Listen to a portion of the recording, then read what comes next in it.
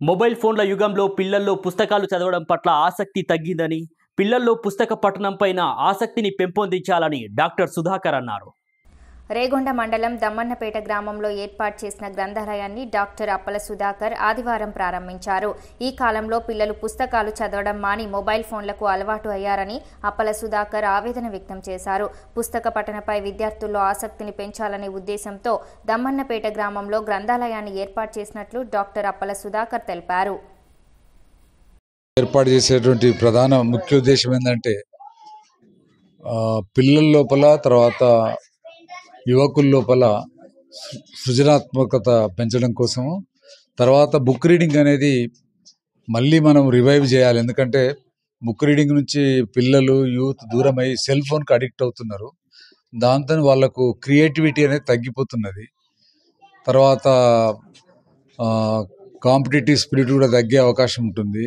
ఎంతసేపు యూట్యూబ్, తర్వాత cell connect అయిపోయి, టీవీ కనెక్ట్ అయిపోయి వాళ్ళ యొక్క విలువైన సమయం వృధా అయిపోతుంది. కాబట్టి ప్రతి ఊరు లోపల కూడా ఒక గ్రంథాలయం కనుక మనము బడి, గుడి, గ్రంథాలయం ఈ మూడు ఒక ఊరి యొక్క అభివృద్ధికి చాలా ముఖ్యమైనవి.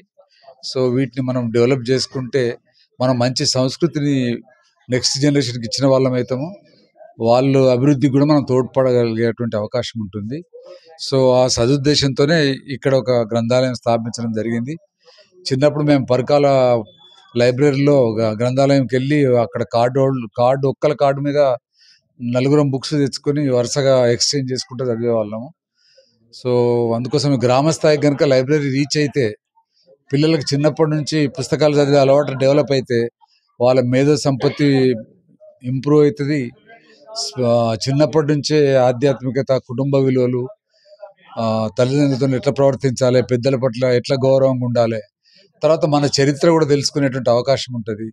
ఇదే కాకుండా కాంపిటేటివ్ ఎగ్జామ్స్కి ప్రిపేర్ కావాల్సిన మ్యాటర్ కూడా మనం గ్రంథాలయాలు కనుక ప్రొవైడ్ చేస్తే వాళ్ళు ఊర్లో కూడా ప్రిపేర్ అయిపోయి మిగతా సిటీలో ఉన్న పిల్లలతో కూడా కంపీట్ చేసేటువంటి, పోటీ పడేటువంటి శక్తి డెవలప్ అవుతుంది. ఈ సదుద్దేశంతోనే దమ్మన్నపేట గ్రంథాలయాన్ని స్థాపించడం జరిగింది. దీనికి గ్రామస్తులందరి కోఆపరేషన్ అవసరము.